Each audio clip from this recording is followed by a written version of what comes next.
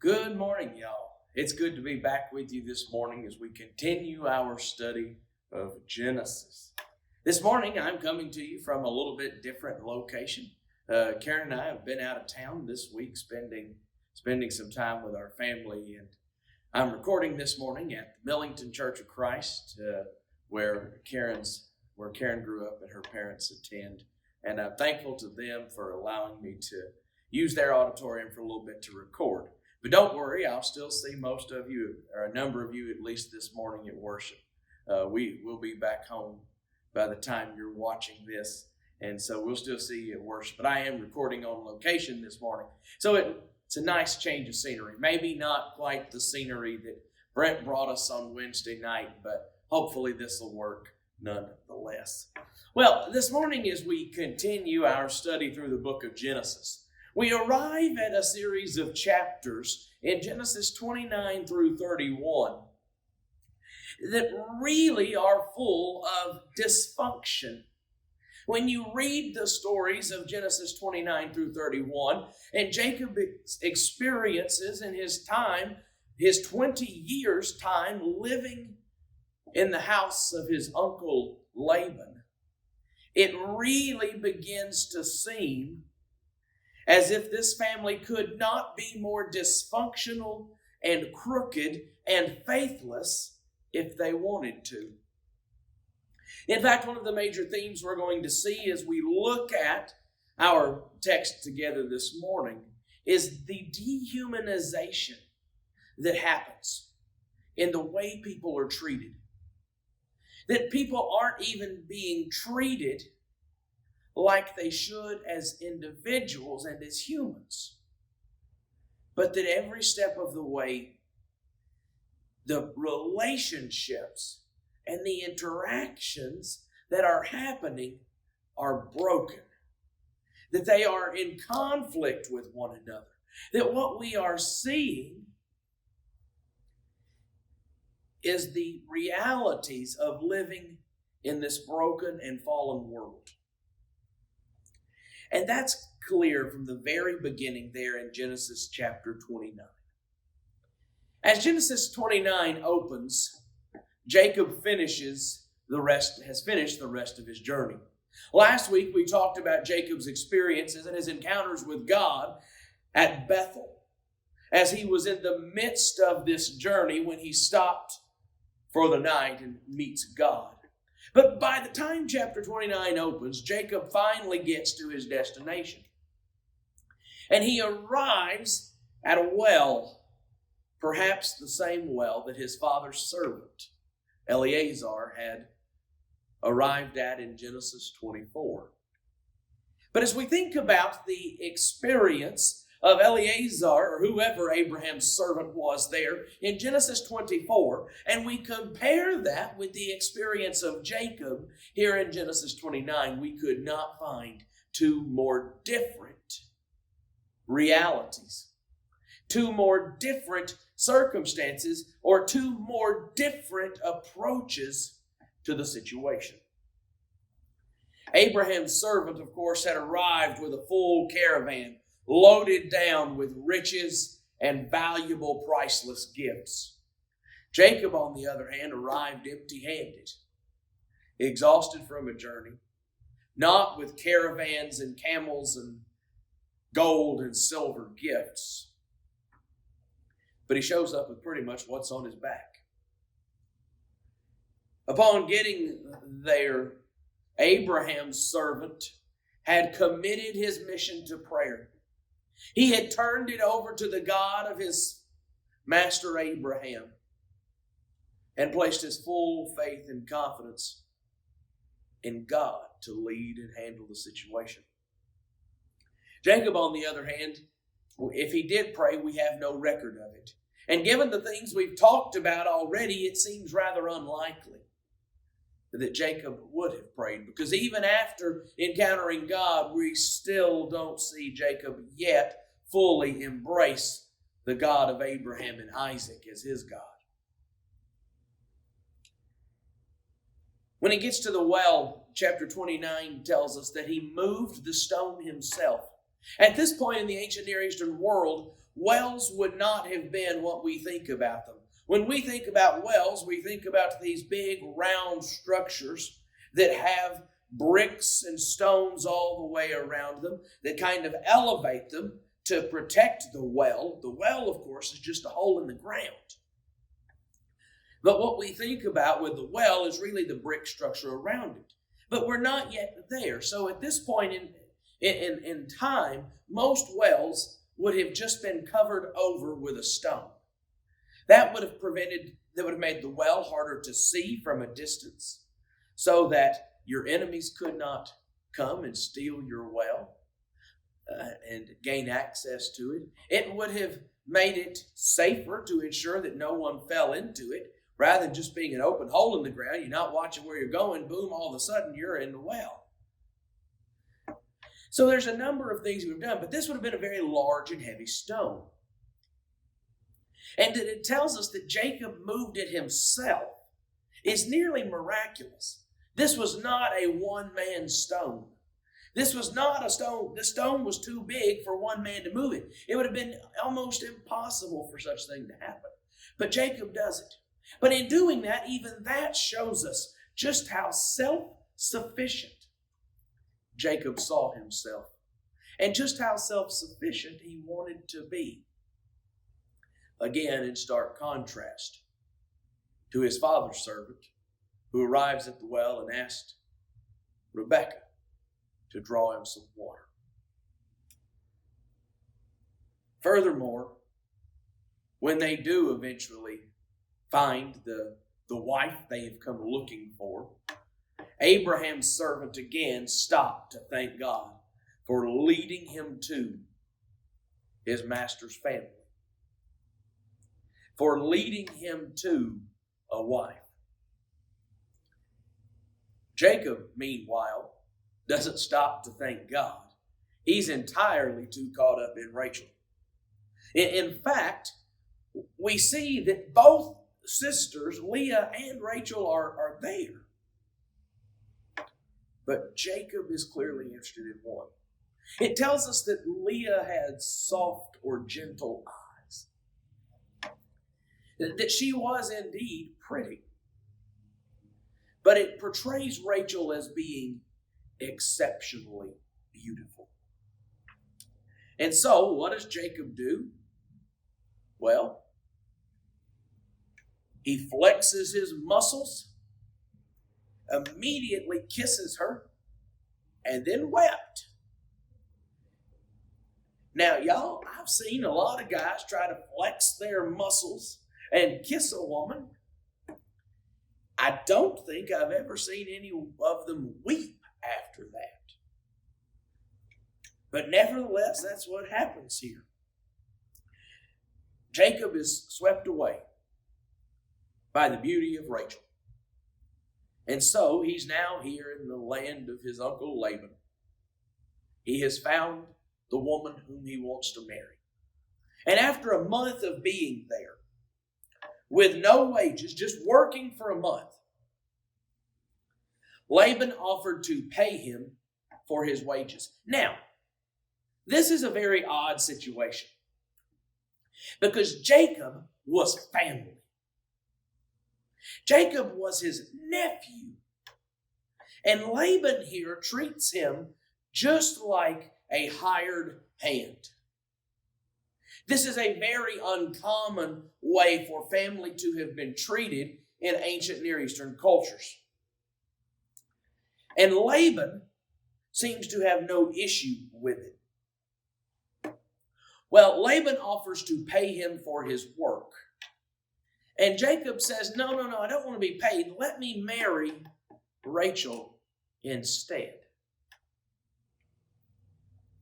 Let her be my bride, and I will work to pay the bride price for her.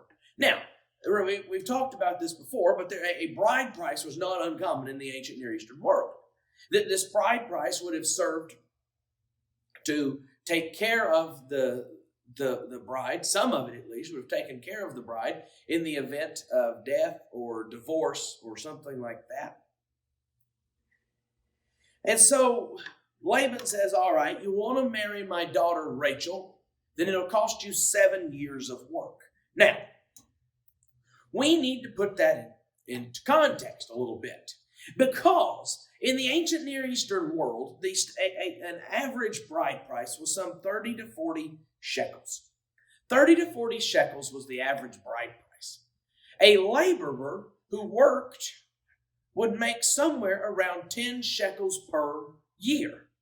That means Jacob should have only had to work 3 or 4 years to pay the bride price for Rachel. But instead, Laban says you're going to work 7. This in and of itself is absurd.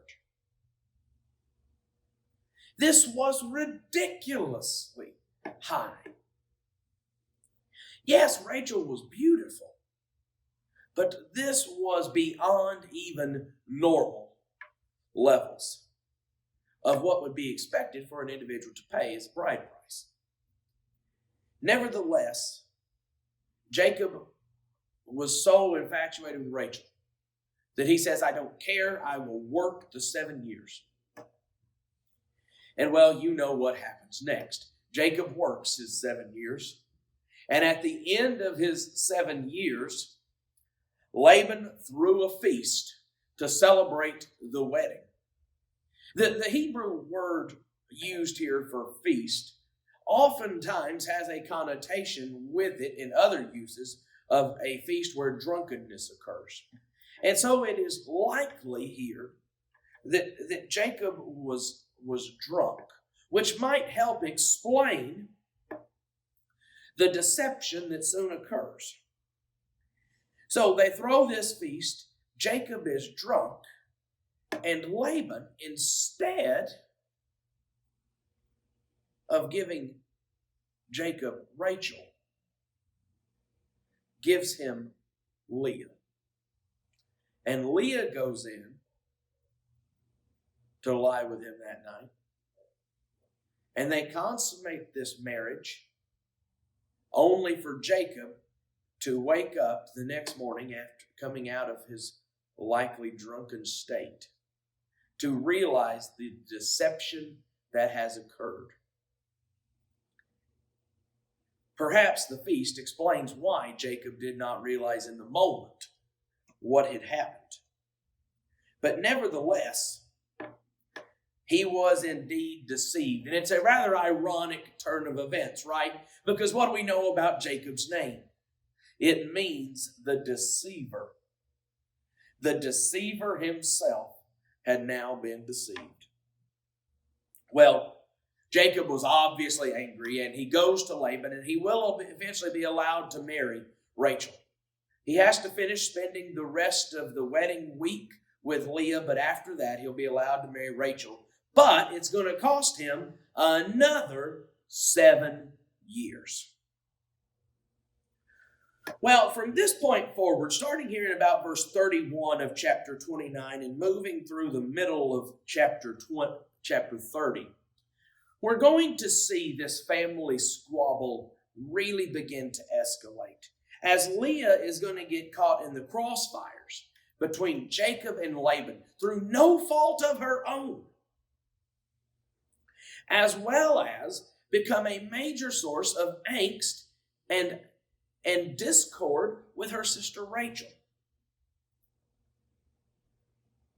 Because as we get here, we quickly find out that Rachel is barren.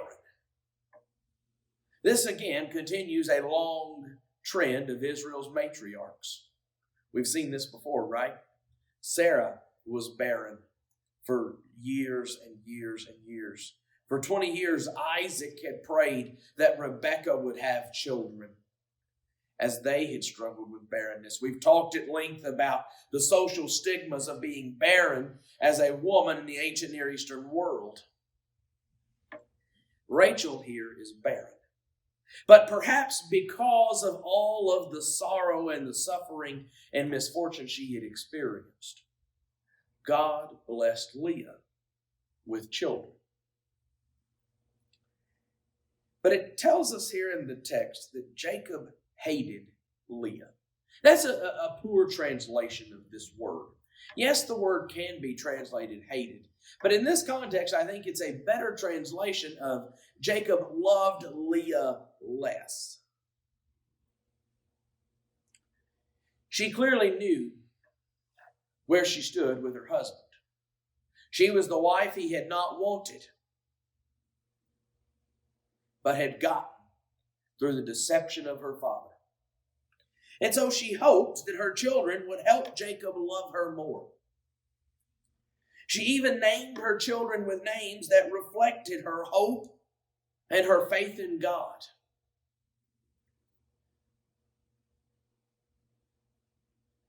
But the two sisters were still at odds with each other because they both wanted what the other one had. Rachel wanted children, and her sister had 4 of them. Leah wanted the one thing that she seemingly would never be able to have: the love of her husband. Well, as Leah continues to have children, 4 sons by this point, Rachel grew jealous and she blamed God for being barren. Again, we've seen this before. Sarah also blamed God for her barrenness. But unlike Isaac, it seems here that when Rachel complains about her barrenness and blames God, Isaac doesn't take it to God. Jacob doesn't take it to God in prayer like his father Isaac had. No, it seems he's more like his grandfather. And when Rachel, like Sarah before, suggested Jacob take her servant, Jacob went along with it. And he had 2 sons with Bilhah, which only made Leah even more upset. Now, in this culture, remember, by virtue of having sons and children with her, by virtue of having children with her servant, Rachel, these children became Rachel's, but they were still not her children. They were legally. She now had sons, but she hadn't born them. Well, this only made Leah even more upset. So she gave Jacob her servant. And Jacob had sons with her servant as well. But then we come to this interesting encounter here in Genesis chapter 30. In Genesis chapter 30, we find this story about the mandrakes. Starting there in verse 14, we read, "In the days of wheat harvest, Reuben went and found mandrakes in the field and brought them to his mother Leah. Then Rachel said to Leah, 'Please give me some of your son's mandrakes.' But she said to her, 'Is it a small matter that you have taken away my husband? Would you take away my son's mandrakes also?' Rachel said, 'Then he may lie with you tonight in exchange for your son's mandrakes.' When Jacob came from the field in the evening, Leah went out to meet him and said, 'You must come in to me, for I have hired you with my son's mandrakes.' So he lay with her that night." Mandrakes were believed to sometimes, they're sometimes called love apples. They were believed to have powers of increased fertility and of an aphrodisiac. So when Rachel sees these, she sees, this is my chance. If I get these, that'll fix my infertility. It will fix my barrenness. Then I'll be able to have children. So she is so desperate to have children herself, she essentially prostitutes her husband out. She tells her sister, I will let you sleep with him tonight in exchange for your mandrakes. Leah says, "You must come into me, for I have hired you." Nothing about this exchange is normal, y'all. And it goes to show us the depths and the extent to which Rachel is trying to still take matters into her own hands to fix the problem of her barrenness. But even this plan backfires against her.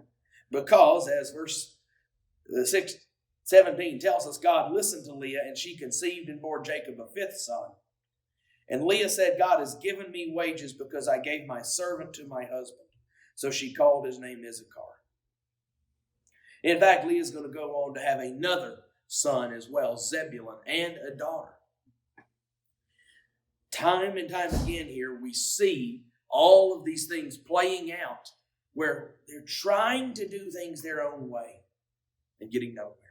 But finally here in verse 22, it says, then God remembered Rachel, and God listened to her and opened her womb. She conceived and bore a son, and said, God has taken away my reproach. And she called his name Joseph, saying, may the Lord add to me another son.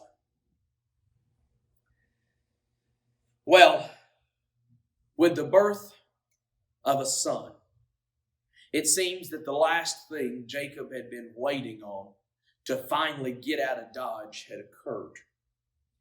He was tired of Laban's injustice and mistreatment, and now that Rachel had finally bore him a son, it seemed they could leave Laban's house altogether. Among other things, we know from chapter 31 that Laban had frequently changed Jacob's wages. Jacob says in chapter 31, 10 times you've changed my wages. Whether that was a literal 10 times or just the use of a round number to make a point, like we kind of do. Like I often tell Benjamin, I've told you 100 times. We say those kinds of things to our children. Have we literally said them 100? Well, some days I feel like it, but no, it's just an expression. So we see here that Laban had frequently changed Jacob's wages. He had also held Jacob responsible for things that others in the ancient Near Eastern world would not have. So, among other things, as chapter 31 will show us, Jacob was responsible to pay for losses of sheep that were killed by wild animals. According to the Code of Hammurabi, which governed Babylonian society, it was illegal to require a shepherd to pay for losses to an attack by a wild animal. It was one thing to lose an animal to negligence, but a loss to in an attack to a wolf or a lion was a whole different matter. Additionally, Laban held Jacob responsible for sheep that were lost at night. It was one thing during the day, but at night, if a wolf snuck in, he could steal the sheep and kill the sheep before the shepherd even knew. Both of these things were illegal in the society for one person, for a master to hold a servant responsible for. But Laban held Jacob responsible for these things. Jacob was being treated poorly, even in the context of the ancient Near Eastern society he lived in. And so Jacob goes and asks Laban to be released from his contract here in the latter part of chapter 30. But Laban did not want to let him go, because through a process of divination, Laban had discovered that his blessings were coming from the God of Jacob. But Jacob here was finally in a position of strength. Jacob knew that Laban did not want to let him go and would go along with anything to keep him. So Jacob devised a plan to begin building up his own wealth. He asked for all the spotted, speckled, and dark-colored sheep and goats that would be born to the flock. That's normally about 20% of the flock, and even that is smaller than the normal commission that would be given to a servant working as a shepherd. Now, 20% of the flock isn't all that much, but over time it grew quite large. Despite this small percentage, Jacob prospered. Now, Jacob attempted some odd superstitious methods to promote spotted goats. He wove together bits of wood with bark and no bark to form a kind of striped pattern. And he had the goats look at this stripe pattern while mating. Y'all, you can't make this kind of stuff up. I promise. I mean, this is just nonsense. Now, he also attempted some things that we do know to be good genetic practices, such as breeding the strongest goats together. Despite all of this, though, despite Jacob's strange tactics and his good tactics, it wasn't Jacob that brought about the prosperity. It wasn't Jacob that ultimately was able to, it wasn't Jacob who succeeded in bringing about growth of his flocks and prosperity. It was God. It was God who was blessing Jacob. God is the arbiter of life and blessing. He always has been. And here God prospers Jacob the same way that he had promised to prosper him. The same way that he had prospered and blessed his father Isaac and his grandfather Abraham. As a child of the covenant of promise, God blesses Jacob. Well, as Genesis 31 opens, Jacob has finally had enough.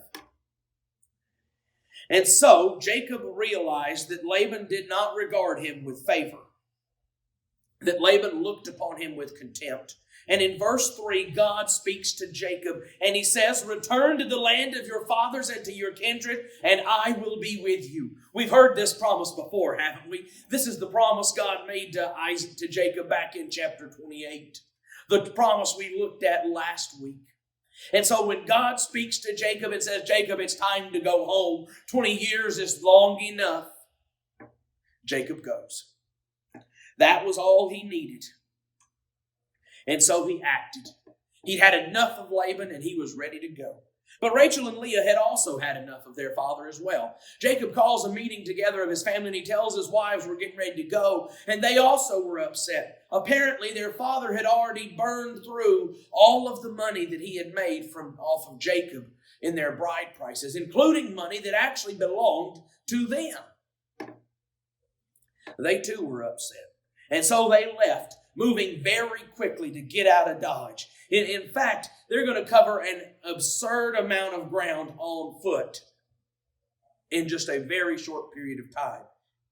This is about, as Michael Whitworth notes in his book, The Epic of God, that we're using as our base for this, this is about the closest thing we'll see to a high-speed chase in the Old Testament. Well, Laban eventually catches up to them, and he was understandably angry.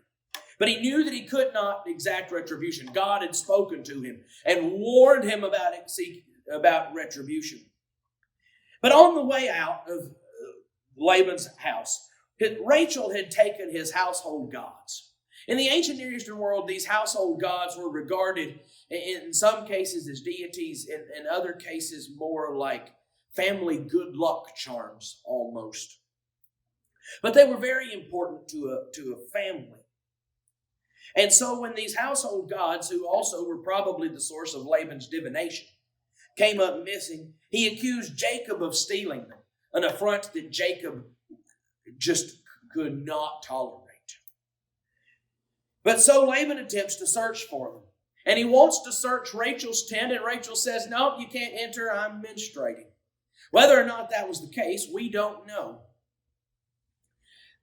But the idea of Rachel hiding her father's household gods in her tent as she was menstruating certainly seems to show the contempt, in the words, at least through the narration of Moses, the contempt that was held for these household gods. Well, when Laban came up empty-handed, Jacob then blasted Laban in an angry tirade. But in the midst of it all, what we see here in chapter 31, in these latter parts, is that through all of this, God had mitigated Jacob's suffering. Jacob just tears into him. But in verse 42, he says, if the God of my father, the God of Abraham and the fear of Isaac had not been on my side, surely now you would have sent me away empty-handed. God saw my affliction and the labor of my hands and rebuked you last night. Jacob knows who had kept him.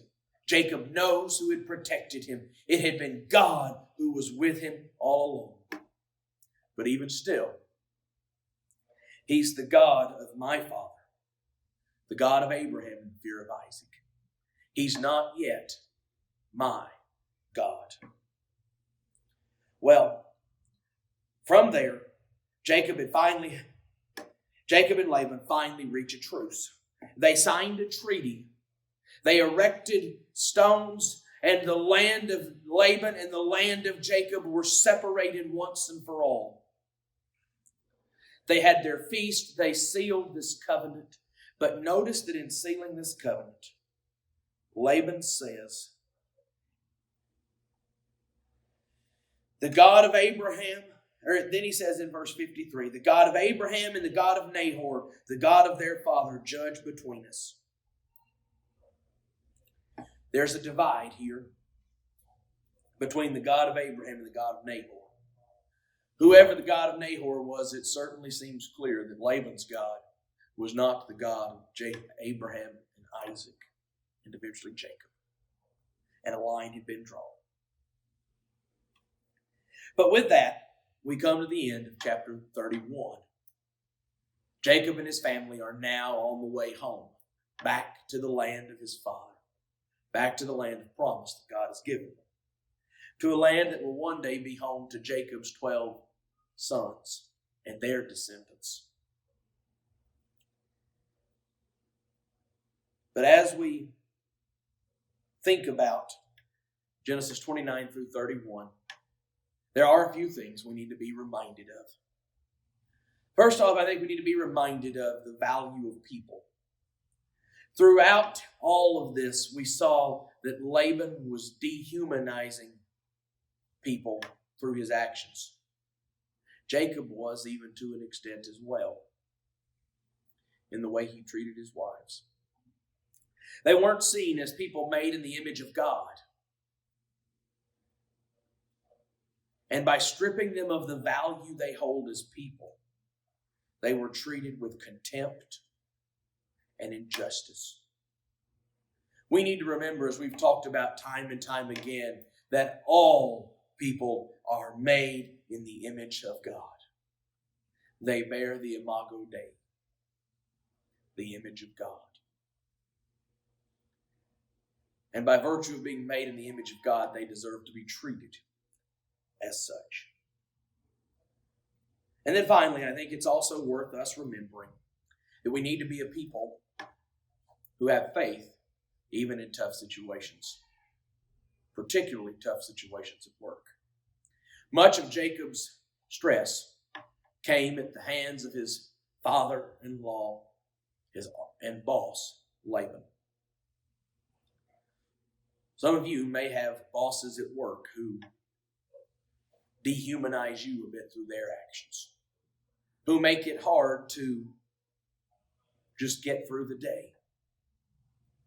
But in those situations, God calls us to be people of faith, to be people who are confident that He will bless us in the midst of our struggle, that in the midst of difficulty, He is there. And knowing that the work we do is not for them, but for His glory, for His honor. That in all we do, our light may shine and reflect the glory of God. As we think about Genesis 29 through 31, may we be people who in the midst of difficult circumstances turn to God, trust in Him, place our faith in Him, who don't try to take matters into our own hands, but who are confident in the God of promise. Because, like Isaac and like Jacob, God sees us in our suffering, and He will bless us in the midst of it.